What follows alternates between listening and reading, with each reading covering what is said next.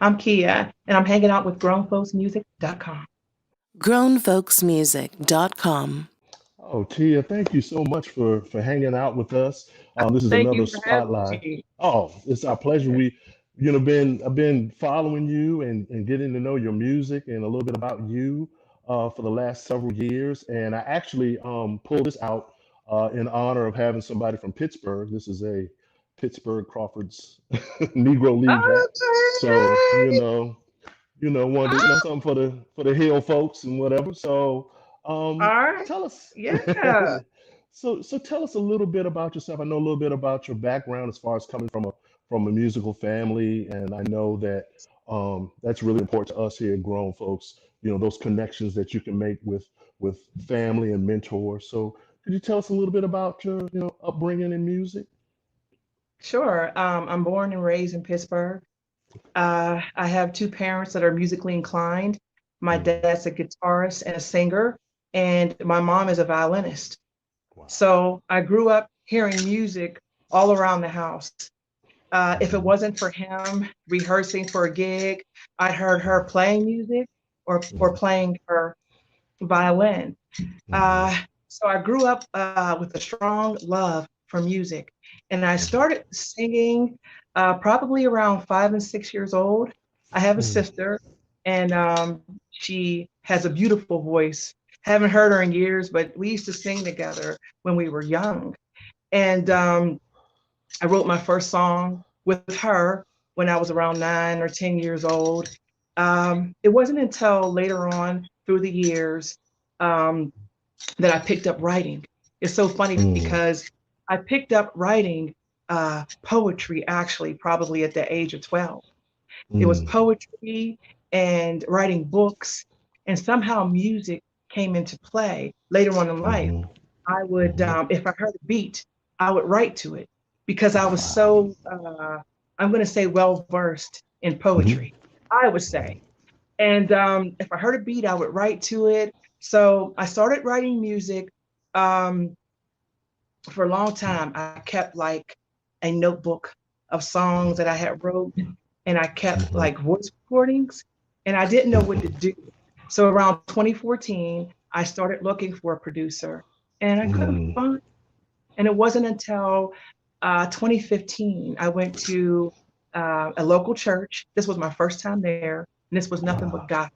And the pastor's daughter and I had struck up a conversation once service was over.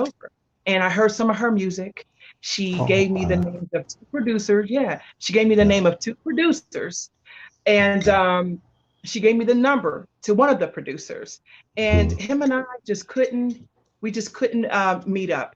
His schedule Okay. was busy, and I was so eager because I had these songs that I Hmm. really wanted Hmm. to start the process on. And so he passed me down to the other producer Okay. uh, that happened to be the minister of music in one of the biggest Black churches here. His name is Dwayne Folk. Okay. So uh, Dwayne and I talked and we scheduled to get together.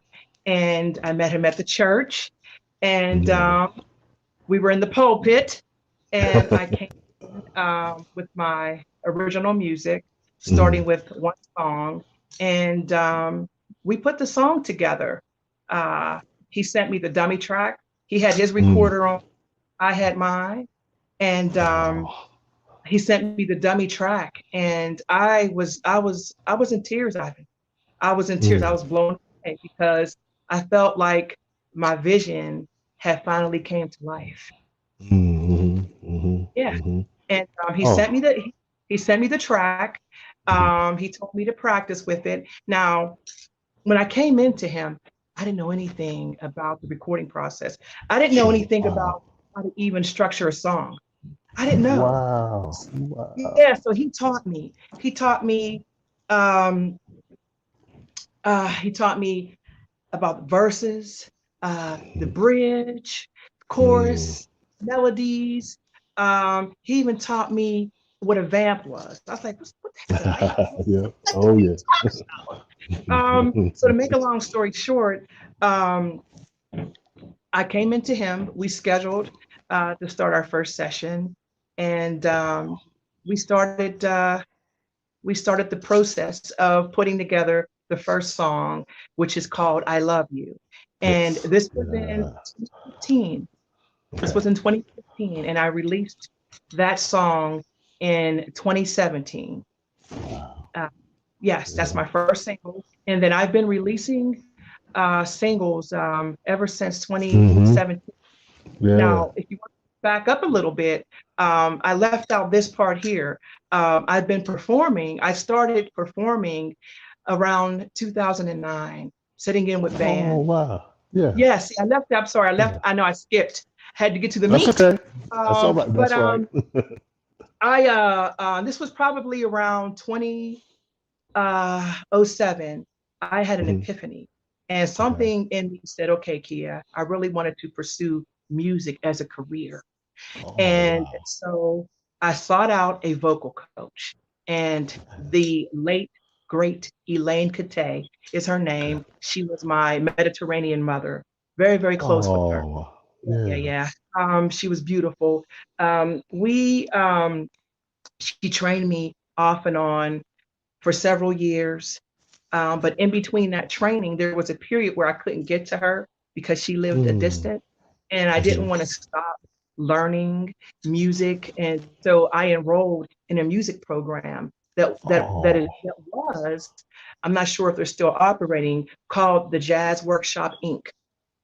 oh, Now, the nice. funny part Yeah. about it, yes, the jazz work. Now, the funny part about it was that I am into R&B music. At the Hmm. time, I didn't know about jazz, nothing at Hmm. all. And it's funny because she, my vocal coach at the time, was well versed in jazz and Ah, American classics and musicals. And here I go coming to her with some R&B music that she knew nothing about. wow. Okay. Yeah. So I get in that jazz program, and I was just there for a semester. Okay. Um, I took a little bit of vocal training. They taught Hmm. me how to get on stage, and because we had different recitals, and they taught me how to um, perform with the Hmm. band. Oh, And yeah. while in that program, I was taking the bass guitar as well. Oh, When I nice. stopped taking the bass, yes, yes, Hmm. because I wanted to play and sing at the time. So I stopped playing the bass. I stopped taking the bass Hmm. and really just focused on singing. I Hmm. stayed in that program for a semester, and then I started around 2009, started setting in with bands. I Mm. built repertoire. I started setting in with bands, and there you have it. I've been performing professionally for over a decade locally. Oh, wow. Oh, And I love it. yeah, so Yeah. that's the meat of it all. Yeah. Well, you know, that brings me to a question that I've been asking many people. Okay. You know, for the last, almost a year now, we've been in this period of kind of isolation and so forth and so Mhm. on. How has that impacted you as far as I mean, clearly on the live side, you're probably not able to do, as much, but how have you been keeping, those chops going or um, are you doing any live streams or what have you been up to on that side? I haven't done any live streams. I want to do so, but I've been writing. I've been writing Mm. more. I I wrote "How If You Hear Me" in the midst of COVID Oh, uh, wow. last year. In the Yeah. midst of, and I went in the studio once we could kind of get out a little bit, and Hmm. I put the vocals down for that. So I've been pretty much writing Hmm. and practicing. I just started Hmm. back really practicing because I want to work on my vocal chops Yeah. and ear training and things like that. But Hmm. I've been really trying to stay busy on the creative side Okay. um, and Yeah. uh, just writing. Yeah. Yeah. I as you mentioned at the outset, and I really like this approach that you kind of made for yourself, which is Yeah. you've been releasing singles, which I love. You know, I'm a big proponent. And so that that strategy for you was that you know, something to use to build, you know, to build your audience before you come with a, you know, an EP or a full length, or what were your thoughts behind that approach? Yeah. Absolutely. That's it. Okay. I want to build my audience. I want them to experience what I have coming leading up Mm, to because I'm promoting myself to a cold audience. Well, right now the audience is mm, kind of warm and kind of hot right now, but at the beginning there was a cold audience. Nobody really knew mm, about me. mm-hmm, So yes, the goal is to continue putting out the singles that will lead up to the EP, and maybe doing some cover music as well, and okay. with some other producers. Yeah. And yeah, so Oh, you're that's definitely awesome. the plan. Okay. Speaking of which, you just mentioned one of my favorite things that I've started to really get into more, which is covers. Um, and one of the things about covers, just interested. I mean, I have some thoughts of who they might be, but if you could share a couple of, you know, some folks that maybe have influenced you. I want to see if I'm right, but just I do that sometimes when I listen to vocals. Not that folks copy folks, but it's just like you can kind of hear the influence, which is like that's a beautiful nod. So I was just wondering, like, who are some of the people that you have listened to along the way that you kind of pull from? Yeah, so. Recently or like way back when? Could be, yeah. It could be anytime. Oh Yeah, yeah, gosh. yeah. Well, oh my goodness. Well, I really grew up listening to I loved R&B and I Hmm. loved rap at the time. Yeah. Rakim, Oh. LL, Queen Latifah, MC Hmm. Light, so many others, Bone Thugs and Harmony. And I grew up listening to a lot of more of your newer R&B styles, like Okay. the more like the streets, like a Okay. Jodeci. So I was a Yeah. big fan of like Jodeci intro, Portrait, like Jagged Ah. Edge. Okay. Yeah. Hmm. And I was crazy fan of Key Sweat. Um, Ah. yeah. But it wasn't probably and Bobby Brown.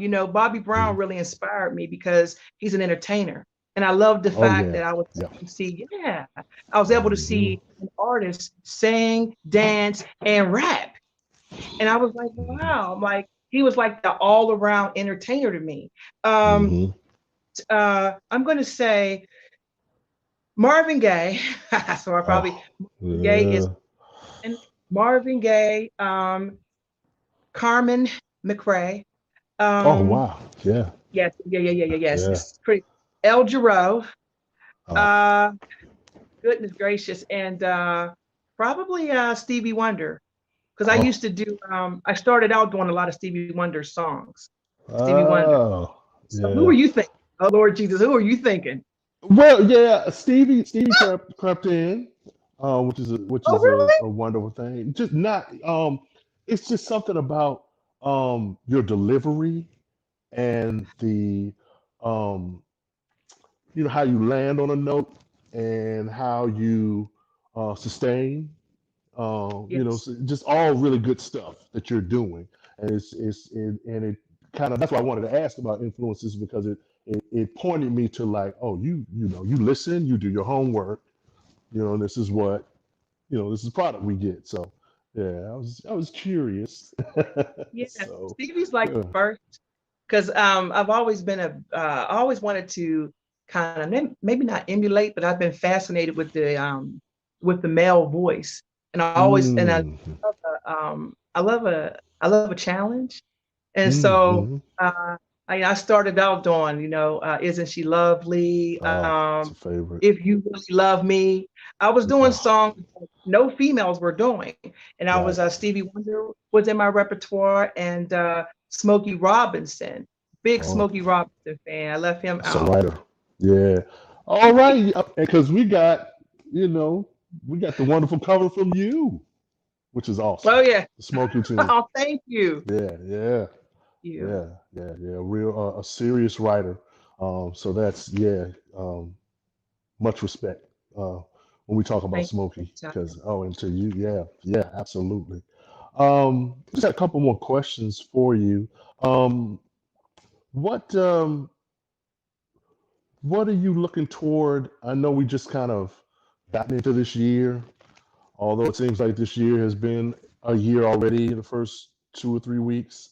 But what are some big things on the horizon for you this year that you're looking toward? Um, Well, I want to release the EP this year, and I okay. want to be able to work on some other projects with some other producers. I'm sorry. Hmm. Mm. Oh, you're fine. Yes. So I want to be able to broaden my horizon Hmm. and work with the producers. Okay. So I have a couple in mind, and we've been talking Oh, about getting wonderful. together and creating. So that's the Hmm. plan. Definitely to get that EP done Okay. Yeah. and put it out because audience is kind of hungry for it. They're like, Kia, Oh, we're good. out, we're the EP. And then I just want to continue creating. Yeah. Yeah. Oh, that's wonderful.